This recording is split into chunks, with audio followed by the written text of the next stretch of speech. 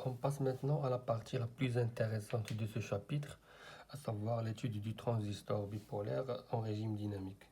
Pourquoi elle est intéressante cette partie? Parce que elle va traiter la raison d'être du transistor, c'est-à-dire la fonction principale du transistor, euh, c'est le fonctionnement en régime dynamique. Et en particulier, on va traiter le cas de l'amplification. Donc on va utiliser le transistor comme un amplificateur. Tout d'abord, avant de commencer l'étude d'un montage réel, il faut représenter ce qu'on appelle le schéma équivalent en petits signaux alternatifs. Parce que le transistor, comme nous avons dit, c'est un composant non linéaire, comme la diode. Donc il faut trouver un modèle pour le représenter et l'utiliser dans l'étude des circuits et des montages. Nous avons déjà donné une modélisation du transistor qui consistait en entrée en une diode à jonction et en sortie un générateur de courant. C'était une représentation générale, juste pour vous donner une idée. Par contre, ici en régime dynamique, on va donner ce qu'on appelle le schéma équivalent en petits signaux AC.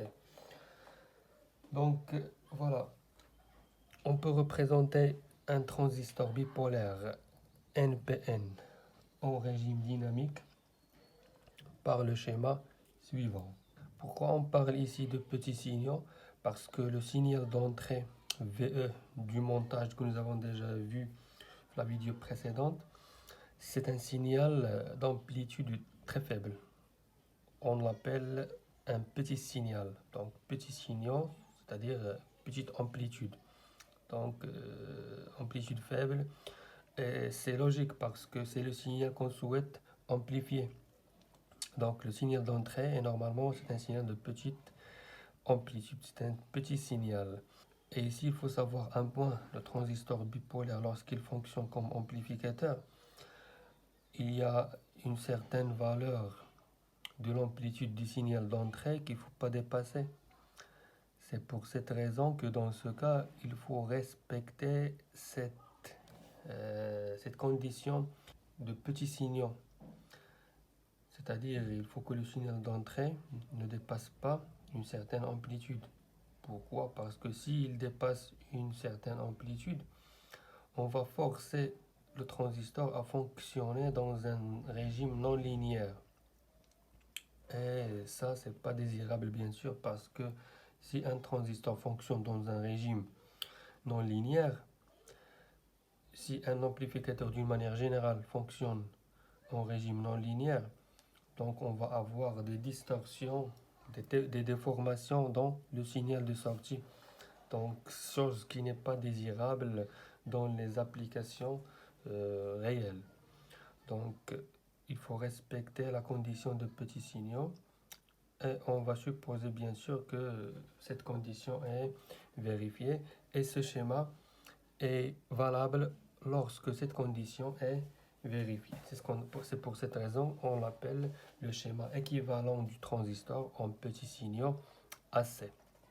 Voilà, le schéma suivant est constitué par une résistance en entrée, un générateur de courant, une résistance en parallèle du générateur de courant. Donc c'est pas vraiment différent du schéma équivalent que nous avons déjà présenté précédemment. Ici, il y avait une diode, mais dans ce cas, nous avons considéré une résistance, donc on l'appelle H11. Et vous l'avez compris, bien sûr, le H11 ici, c'est la résistance dynamique de la jonction d'entrée, BE. Mais ici, vous avez noté qu'on n'a pas représenté le seuil.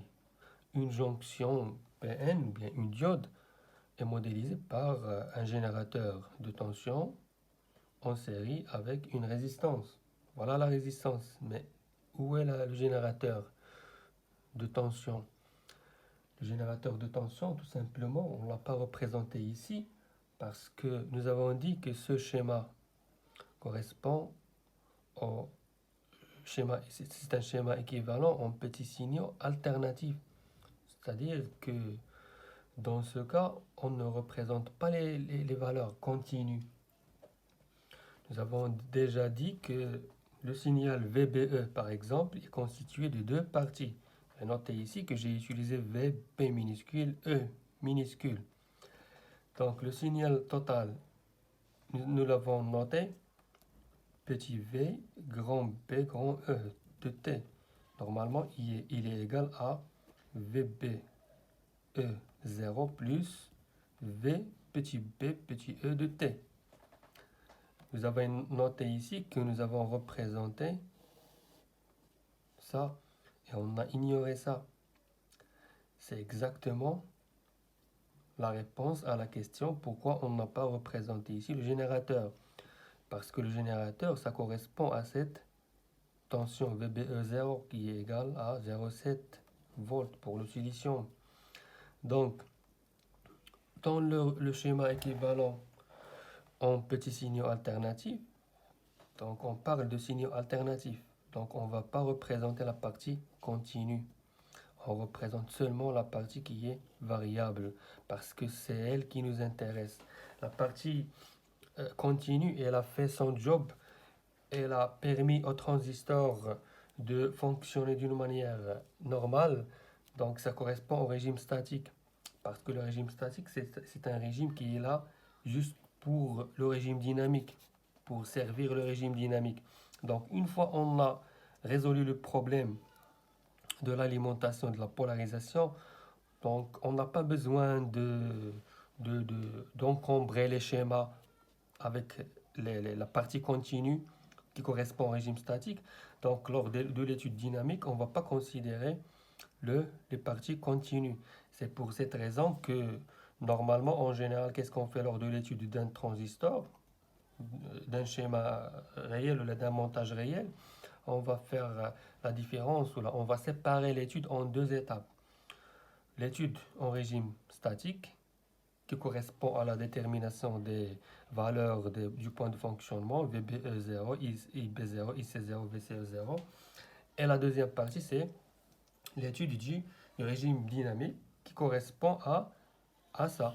Donc, qui ignore la partie statique qui a déjà fait son travail. Donc, on ne s'intéresse pas à cette partie, on passe à l'étude du régime dynamique. Donc, c'est pour cette raison ici que vous allez trouver, lorsqu'on va représenter le montage réel, vous allez trouver toujours cette partie de tous les signaux. Donc, la partie qui varie autour de 0 sont la partie continue et c'est exactement ce qui est représenté ici. I petit b, I petit c, V petit c, petit e. Voilà. Donc, dans ce montage ou dans ce schéma équivalent, il y a la résistance interne de la diode qui est représentée seule parce que on n'a pas besoin de représenter VBE0. On a déjà parlé de ça. Il est constitué de une résistance en parallèle avec le générateur de courant parce que normalement, en pratique, il y a toujours, pour un générateur de courant, il y a toujours une résistance interne qui est en parallèle avec le générateur de courant. Donc, ça correspond à la résistance interne du générateur de courant. Et on l'a noté ici 1 sur H22. Donc, puisque 1 sur H22 c'est une résistance, donc H22 ça correspond à une admittance. Donc, ça correspond à ce qu'on appelle une admittance, c'est l'inverse de la résistance. Ceci c'est juste pour la représentation matricielle qu'on verra tout de suite. Mais vous pouvez bien sûr la représenter comme une résistance et mettre ici directement petit r si vous voulez, au lieu de 1 sur H22. Donc je vais écrire ici la signification de H11 et de 1 sur H22. Donc voilà, H11 c'est la résistance dynamique, on l'appelle dynamique parce que ça correspond au régime dynamique de la jonction BE. 1 sur H2 c'est la résistance interne du générateur parce que tout générateur de courant il a une résistance interne en parallèle. Donc H22 ça correspond à l'admittance. Après il reste le H21. Il reste le H21. Le H21 vous l'avez remarqué ici, peut-être vous l'avez deviné, Donc, nous avons ici H de 1 fois IB. C'est-à-dire tout simplement que H de 1, ça correspond à facteur d'amplification bêta.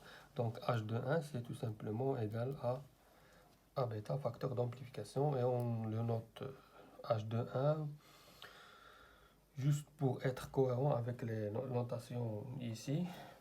Et on appelle ces paramètres avec cette notation H1, H22, H21, on les appelle les paramètres hybrides. Donc à partir de ce montage, de ce schéma équivalent, nous avons les équations suivantes. IC de t est égal à bêta IB, bien on ne va pas le noter bêta, on va le noter H de 1 IB plus H de 2 fois BCE de t. Et bien sûr, c'est IB de t. Donc, voilà, donc le courant IC ici est égal à ce courant qui est égal à H de 1 fois IB plus ce courant. Ce courant, c'est tout simplement VCE sur la résistance. La résistance, c'est 1 sur H de 2, donc c'est H de 2 fois VCE. D'autre part, nous avons du côté de l'entrée, nous avons VBE de T égale à tout simplement H11 multiplié par IB de T. Et voilà, nous avons obtenu un système d'équations qui nous permet de représenter la tension d'entrée et le courant de sortie. En fonction du courant d'entrée et de la tension de sortie. Donc si j'inverse juste la représentation, je mets ici VBE de T égale H11 IB, IC de T égale petit c ici, égale à H21 IB de T plus H22 VCE de T. Donc voilà, c'est un système d'équations que je peux représenter sous forme matricielle. Donc le vecteur VBE de T, IC de T, est égal à une matrice multipliée par le vecteur IB VCE. Donc cette matrice, c'est tout simplement correspond à paramètre H11 ici, H21 ici,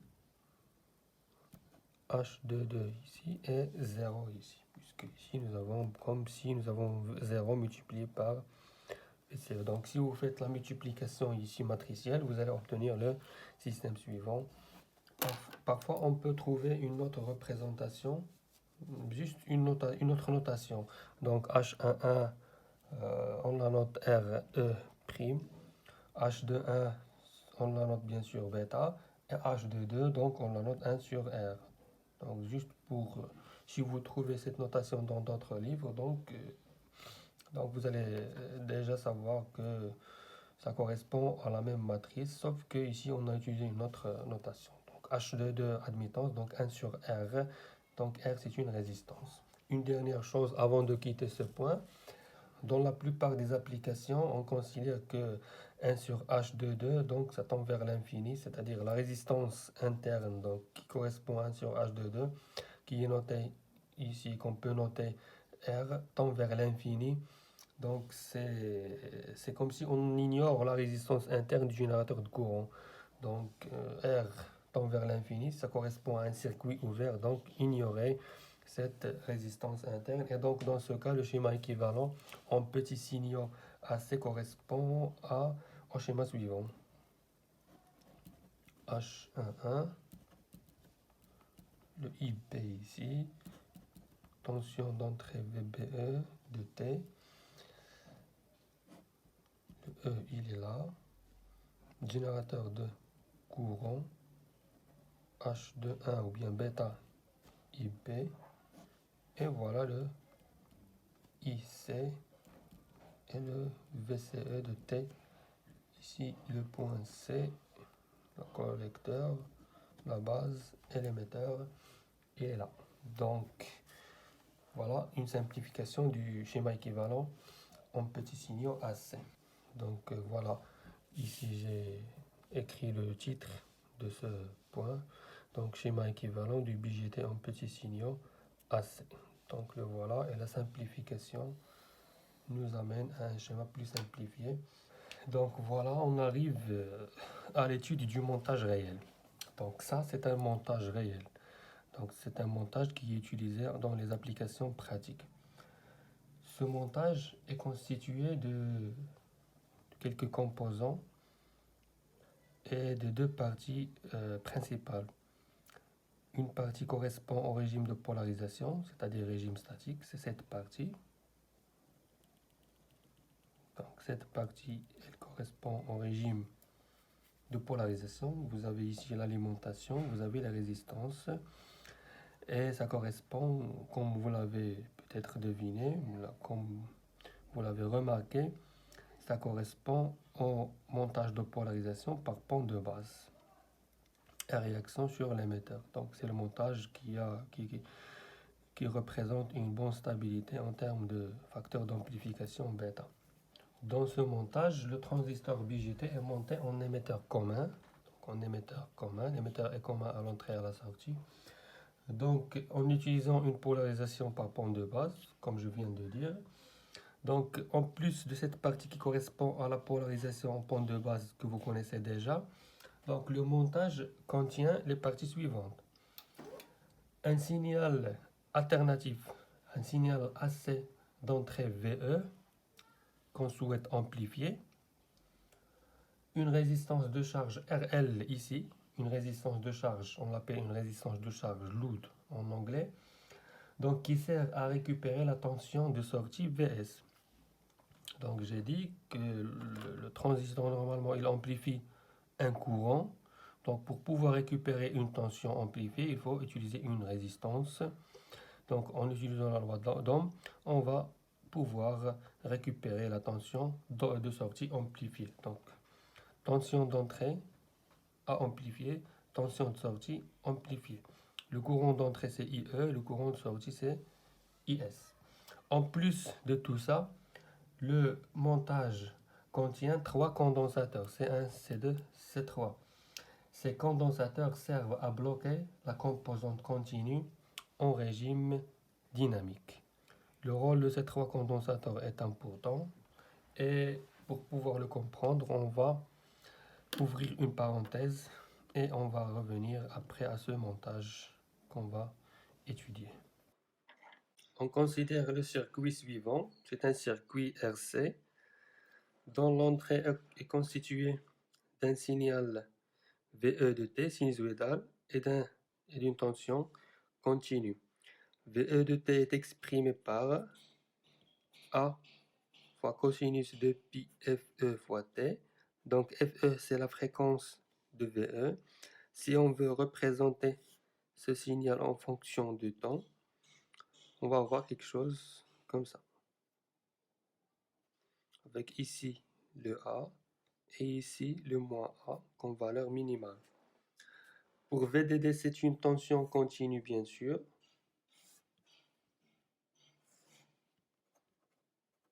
Elle est constante et elle a une fréquence nulle. Le VE, il a une fréquence FE.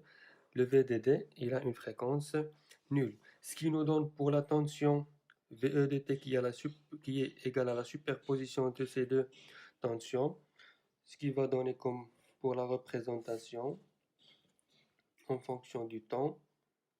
Ici, c'est VDD. Et autour de VDD va varier la tension VE. Donc ici, on va avoir VDD plus A.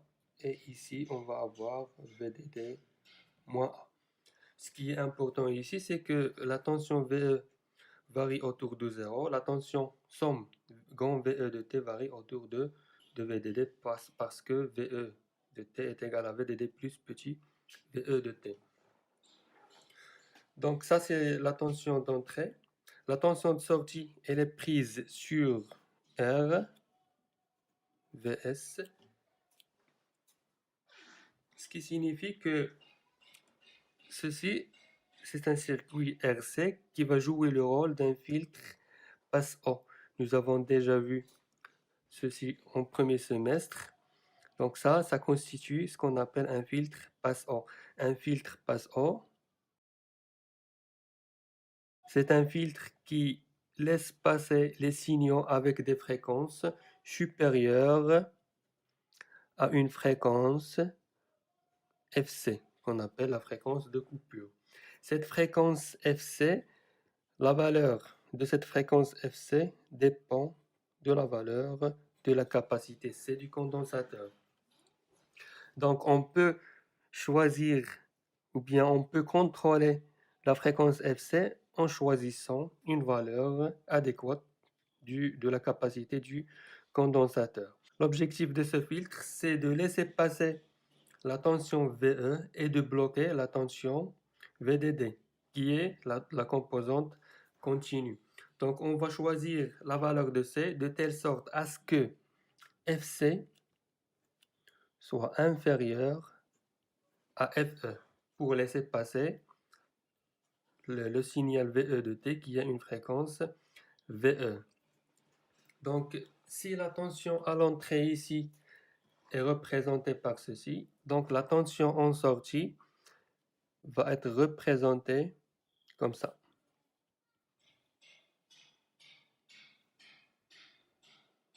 Elle va varier autour de 0. Donc nous avons éliminé la composante continue qui est VDD. Et on va avoir tout simplement Vs égale à VE de T. Donc on a éliminé VDD. Voilà, c'est ça l'objectif d'un filtre passe-haut. Il va éliminer ou bien bloquer la composante continue et laisser passer la composante variable en choisissant une valeur adéquate de FC qui dépend de la valeur de C tout simplement. Et si vous vous demandez pourquoi le C il va laisser passer VE de T et il va bloquer VDD, tout simplement parce que un condensateur pour une tension continue, il va se comporter comme un circuit ouvert. Donc la tension ici va être nulle. Si par exemple, il n'y a que VDD. S'il n'y a que VDD, donc le C, il va se comporter comme un circuit ouvert et VS va être nul. D'accord? S'il n'y a que VE, pour une tension variable qui a une fréquence suffisamment grande, le condensateur C va se comporter comme un fil. Et si il se comporte comme un fil, on va avoir ici en sortie Vs égale à VE de T. Donc si on fait la superposition de ces deux montages en utilisant le théorème de superposition, on va avoir ceci, il va contribuer avec un 0 et ceci, il va contribuer avec sa valeur VE dans la tension Vs, ce qui va nous donner en sortie Vs égale à VE de T plus 0. Donc Vs égale à VE de T. Et voilà. Après avoir vu le rôle d'un condensateur dans un montage simple, on revient à notre montage réel pour appliquer ce que nous avons déjà compris sur ce montage. On commence par le condensateur C3. Ce condensateur constitue avec la résistance RL un filtre passe-haut. C'est-à-dire c'est un filtre qui va laisser passer les hautes fréquences. Donc la valeur de C3 sera choisie de sorte à laisser passer les fréquences supérieures à une fréquence particulière. Et en particulier, on va s'intéresser à la fréquence du signal VE. Donc on va choisir C3 de telle sorte à laisser passer la fréquence VE, ou la fréquence de VE, et bloquer les fréquences plus basses que VE. Donc c'est pour cette raison qu'on l'appelle un filtre passe-haut.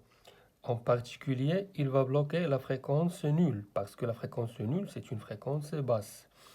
Donc le condensateur C3, il va bloquer la composante continue, c'est-à-dire la valeur constante de la tension, et il va laisser passer la valeur qui est variable.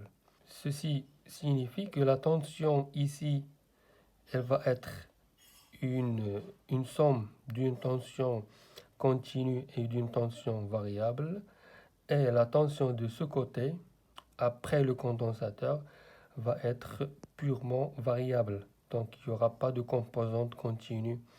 Donc il n'y aura pas de composante issue de la polarisation. Et donc on va avoir en sortie un signal Vs. Le signal Vs en sortie, il va osciller autour de sa valeur moyenne, qui est 0. Donc il va avoir une forme comme ça, Vs en fonction du temps. Donc il n'y aura pas de composante continue. Donc si on veut représenter le signal d'entrée, il est également donc sans composante continue, mais il a une amplitude faible. Remarquez ici que j'ai commencé par l'alternance positive et puis négative. Ici, j'ai commencé par l'alternance négative et puis positive pour vous montrer que le transistor dans cette configuration se comporte comme ce qu'on appelle un inverseur. Il va inverser la tension de sortie par rapport à la tension d'entrée. Il y aura un déphasage de pi entre la tension d'entrée et la tension de sortie. Il va amplifier la tension. On remarque ici que l'amplitude est faible, l'amplitude est grande ici par rapport à cette amplitude. Mais on remarque également qu'il y a un déphasage de pi entre les deux tensions. On appelle dans ce cas l'amplificateur, on l'appelle dans ce cas un inverseur. Le condensateur C1, donc il va faire la même chose que C3, il va bloquer toute composante continue, donc et laisser passer les composantes variables. Le condensateur C2, il a un rôle un peu spécifique. Ce qu'il va faire, c'est qu'il va éliminer la résistance RE en régime dynamique. En effet, C2 se comporte vis-à-vis la tension VCC comme un circuit ouvert. Et donc, la tension continue, la tension d'alimentation VCC, elle va passer à travers RE. Donc, toute la tension continue, elle va passer à travers RE parce que C2 se comporte comme un circuit ouvert en tension continue ou bien en régime continu. C'est-à-dire que toute la tension continue se retrouve aux bornes de RE. Par contre, le condensateur C2 se comporte comme un fil vis-à-vis la tension sinusoïdale. Donc, puisque C2 se comporte comme un fil en régime sinusoïdal, donc il n'y aura pas de résistance RE. Parce qu'un fil en parallèle avec une résistance, ça donne un fil. Donc, en régime dynamique, il n'y a pas de résistance RE. La résistance RE, elle est là juste en régime statique. Donc, elle va affecter le régime statique, mais elle ne va pas affecter le régime dynamique. Voilà, pour mieux comprendre ce que je suis en train de dire, voilà, on va appliquer la superposition ici.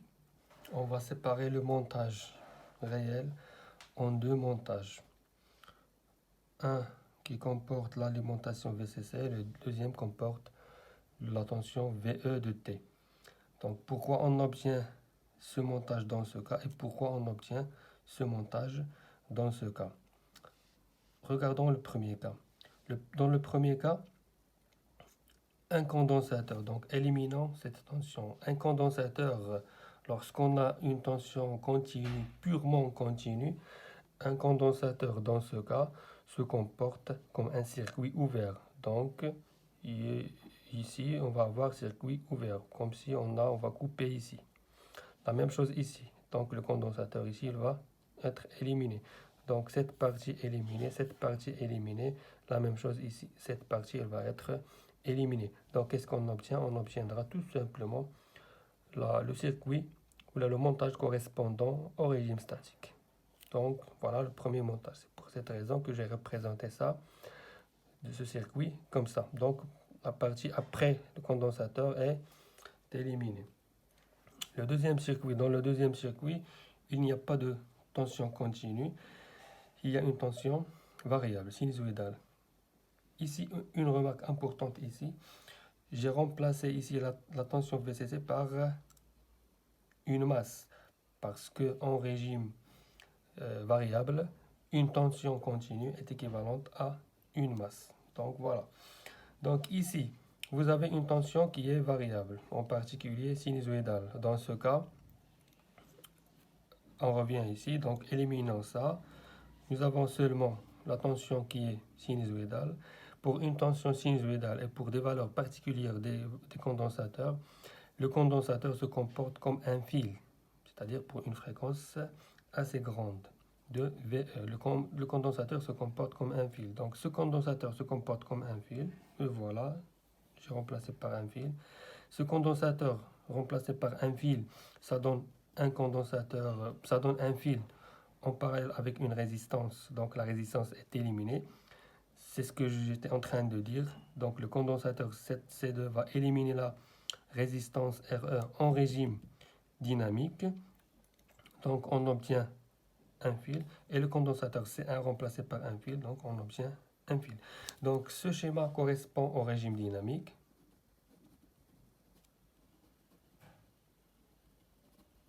Ce schéma correspond au régime statique, polarisation. Nous avons dit qu'on va s'intéresser au régime dynamique et on va faire l'étude de ce schéma. Avant de faire l'étude du schéma en régime dynamique, il faut parler des paramètres ici, des paramètres d'entrée et de sortie. Donc si on s'intéresse aux paramètres du transistor ici, pour le courant IB par exemple. Le courant IB, donc regardez ici, je vais le noter I grand B. I grand B de T. La même chose ici pour la tension VBE. Donc V grand B grand E de T. VCE, la tension VCE, la même chose, c'est V grand C grand E de T. Et le courant IC ici, la même chose. Donc ça va être I grand C de T. Et qu'est-ce que ça veut dire ça? Ça veut dire que IB de T est égal à IB0 plus I petit b de T. VBE de T est égal à VBE 0 plus VBE de T. IC grand C de T égale à IC0 plus IC de T. VCE de T est égal à VCE 0 plus VCE de T.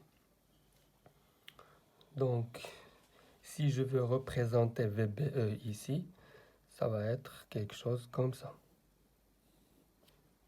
Ça ne va pas changer autour de sa valeur moyenne qui est nulle, mais ça va varier autour de la valeur du point de fonctionnement qui est ici, VBE 0. Donc VBE 0 plus le VBE, le petit VBE qui change. Voilà. La même chose ici. Donc IC, elle comporte la valeur, voilà, la partie continue et la partie variable. VCE comporte la partie continue et la partie variable. Par contre, la sortie VS, elle va comporter seulement la partie qui est variable. Donc pas de composante continue à cause de la présence du condensateur C3. Par contre, ici, si je veux représenter les paramètres du transistor dans les deux circuits, dans les deux montages obtenus après superposition, dans ce cas, vous l'avez bien sûr compris, ici, il n'y a que I petit b de T. Il y a ici V petit b petit e de T. Il y a ici un I petit c de T. Et il y a ici un V petit c petit e de t. Ici, qu'est-ce qu'il y a? Il y a grand B, grand I B0, grand VBE 0, grand VCE 0 et grand IC0. Donc, superposition signifie que les paramètres qui sont ici sont égaux aux paramètres qui sont ici plus les paramètres qui sont ici. Donc, ce montage est obtenu par la superposition de ce montage plus ce montage. J'ai déjà signalé que l'étude d'un montage réel est séparée en deux étapes. L'étude du régime statique, donc qui correspond à déterminer les points ou les valeurs du point de fonctionnement, c'est-à-dire l'étude de ce montage. Donc c'est simple, on a déjà fait une étude sur ce montage. Et la deuxième partie, c'est l'étude du régime dynamique. Donc c'est ce qu'on va faire tout de suite. Donc c'est l'étude de ce montage qui nous intéresse. Voilà. Donc voici le montage équivalent au régime dynamique. Donc la masse ici alternative. Ici il y a une masse, donc ce point est équivalent à ce point. Et les valeurs ici, les paramètres du transistor. Donc c'est V petit c petit e de t. Ici vous avez I petit c de t. Ici vous avez I petit b de t. Et vous avez ici V petit p petit e de t. Donc une fois on obtient le montage équivalent au régime dynamique, donc c'est ce montage qui nous intéresse parce que l'autre montage c'est un montage de polarisation, régime statique. Nous on s'intéresse au régime dynamique. Le régime statique a fait son travail. Il a permis au transistor de fonctionner normalement. Voilà, donc c'est tout. Donc son rôle c'est de permettre au régime dynamique de bien fonctionner. L'objectif de toute cette étude, c'est l'étude du régime dynamique, c'est-à-dire la fonction d'amplification du transistor, l'amplification du courant d'entrée, tension d'entrée, en courant de sortie, tension de sortie. La première étape après avoir déterminé le montage équivalent au régime dynamique, c'est de transformer ce montage en un schéma équivalent en petits signaux alternatifs. Donc, parce que ici vous avez un signal, un petit signal, rappelez-vous de la condition de petits signaux, elle est vérifiée, donc c'est un signal alternatif. Donc il faut transformer ce montage ou bien trouver le schéma équivalent en petits signaux alternatifs de ce montage. Pour ce faire, il faut partir bien sûr du montage, du schéma équivalent du transistor. Donc le schéma équivalent simplifié du transistor en petits signaux alternatifs, c'est celui-là. Donc ce qu'on va faire, on va partir de ce schéma équivalent du transistor et puis ajouter les autres composants. Donc le transistor, ce transistor est équivalent à ce schéma équivalent qu'on va reprendre ici. Une fois on pose notre schéma équivalent du transistor, il suffit maintenant d'ajouter les autres paramètres, les autres composants. Donc ici le point C. Entre le point C ici et la masse, qu'est-ce qu'il y a? Donc il y a l'entrée et la sortie. On s'intéresse à la sortie puis on revient à l'entrée. Entre C, le point C ici, parce que ça c'est le point C, entre C et la masse, qu'est-ce qu'il y a? Je rappelle que cette masse est la même chose que cette masse, donc ce point est le même que ce point. Entre C et la masse, qu'est-ce qu'il y a? Il y a RC. Et rappelons que E, ça correspond à la masse. Donc la masse, elle est là. Donc ça, c'est la masse. Entre C et la masse, il y a RC. Donc il faut ajouter du côté de la sortie. Parce que RC, c'est du côté de la sortie. Du côté de la sortie, il faut ajouter RC entre le point C et la masse. Donc entre le point C et la masse, il faut ajouter la résistance RC. qu'est-ce qu'il reste du côté de la sortie? Il reste la résistance RL. Donc entre C et la masse, toujours, entre C et la masse, qu'est-ce qu'il y a? Il y a la résistance RL. Donc il faut ajouter la résistance RL. La voilà. Et donc, ça correspond à la tension de sortie Vs de T. Et le courant de sortie, c'est ça. IS et de T. Après, du côté de l'entrée, qu'est-ce qu'il y a? Il y a le point B, la base. La base, elle est là. Et il y a la masse. Donc, entre B et la masse, du côté de l'entrée, qu'est-ce qu'il y a? Entre B et la masse. Je rappelle, la masse ici, c'est la même chose que la masse ici. Entre B et la masse, il y a R1. Donc, on ajoute la résistance R1. Entre B toujours et la masse, qu'est-ce qu'il y a? Il y a R2. Donc, j'ajoute R2. J'obtiens R1, R2 en parallèle. Et entre B toujours et la masse, qu'est-ce qu'il y a? Entre B et la masse, il y a la tension d'entrée, VE.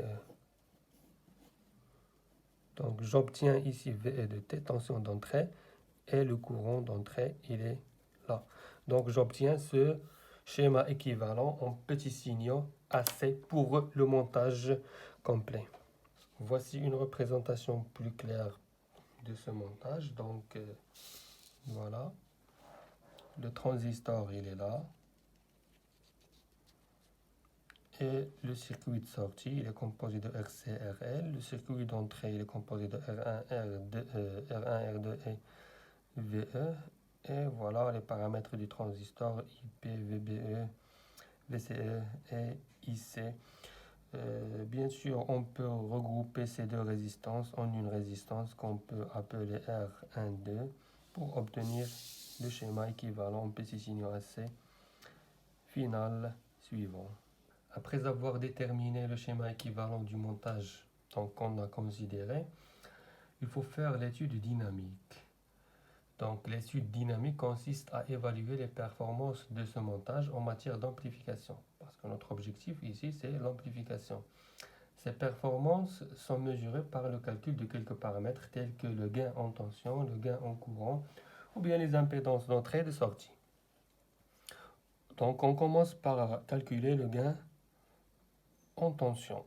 Le gain en tension pour un montage, c'est tout simplement noté AV, donc c'est tout simplement VS, donc la tension de sortie divisée par la tension d'entrée. Et on peut soit calculer le gain avec la charge ou bien le gain sans charge. Le gain sans charge, on va le noter AV0, d'accord? Et il est appelé gain sans la charge, RL, parce que la charge c'est RL, ou bien le gain à vide. On commence d'abord par calculer le gain à vide et puis on va en déduire le gain avec la charge. Donc si on élimine la charge, on obtient le montage suivant. Donc c'est le même montage sans la charge. Calculons maintenant le gain en tension à vide. Le calcul dans ce cas il est très simple. Donc le gain à vide V0, c'est dans ce cas VS divisé par VE. Donc nous avons VE égale à H11 fois IB. VE, c'est tout simplement cette tension qui est égale à cette tension, c'est H11 fois IB. Il est égal à VBE. Et VS, c'est moins RC fois IC. Donc IC, il est là. Et RC, c'est dans ce sens. Et dans ce cas, IS coïncide avec IC. On obtient VS égale à moins RC fois IC. Donc, il est égal à moins RC fois bêta IB tout simplement. Et donc, je remplace VS et VE par leur valeur. J'obtiens AV0 à vide égale à VS sur VE égale à moins RC bêta IP divisé par H11 fois IP. Donc, j'obtiens bêta fois RC divisé par H11. Voilà, un V0. Donc ça, c'est le gain à vide. Pour obtenir le gain avec la charge qui correspond à ce montage, c'est très simple. Il suffit de remplacer RC par RC parallèle avec RL. Parce que ici, on peut faire RL en parallèle avec RC et calculer le gain avec la charge. Donc, gain avec la charge RL. Donc, le RC, il va être remplacé par RC en parallèle avec RL. Et donc, j'obtiens un gain AV égale à moins bêta toujours fois RC parallèle RL divisé par H11. Remarquez ici l'existence du signe moins. Donc ça signifie que la tension de sortie a été inversée par rapport à la tension d'entrée. Donc il y a un déphasage comme je l'ai mentionné tout à l'heure. Il y a un déphasage entre la tension d'entrée et la tension de sortie. Et ça c'est illustré par le signe moins ici. C'est pour cette raison qu'on appelle ce montage un montage inverseur. Maintenant on s'intéresse au gain en courant. Le gain en courant, c'est AI exprimé par le courant de sortie divisé par le courant d'entrée. Bien sûr, on va utiliser le montage, le premier montage. Donc, on va utiliser ce montage pour calculer le gain en courant. Le gain en courant, donc, on va exprimer IS et IE. Donc, on va essayer de trouver une astuce pour simplifier le calcul. Donc, nous avons d'une part IS égale à RC divisé par RC plus RL fois IC. Donc, on a appliqué ici un diviseur de courant. C'est très simple. Après, de la même manière, donc on obtient IB. Donc, ici, IB peut être exprimé par R12 divisé par R12 plus H11 multiplié par IE. Donc un diviseur de courant dont les deux expressions nous permet d'exprimer donc IS et IE. Donc voilà, AI c'est IS divisé par IE, c'est tout simplement RC divisé par RC plus RL fois bêta IP, parce que IC c'est bêta IP, divisé par IE. Donc IE c'est R12 plus H11 divisé par R12 fois IB. Simplifions par IB, on obtient l'expression finale bêta multiplié par RC fois R12 divisé par RC plus RL, facteur de R12 plus H11. Voici le gain en courant. Si on veut exprimer la résistance d'entrée,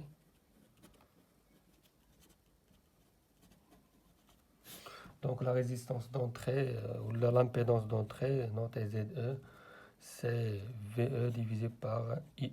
Par définition, l'impédance d'entrée, c'est la tension d'entrée divisée par le courant d'entrée. Dans ce cas, il est simple, donc il est évident que c'est R12 en parallèle avec H21. Voilà.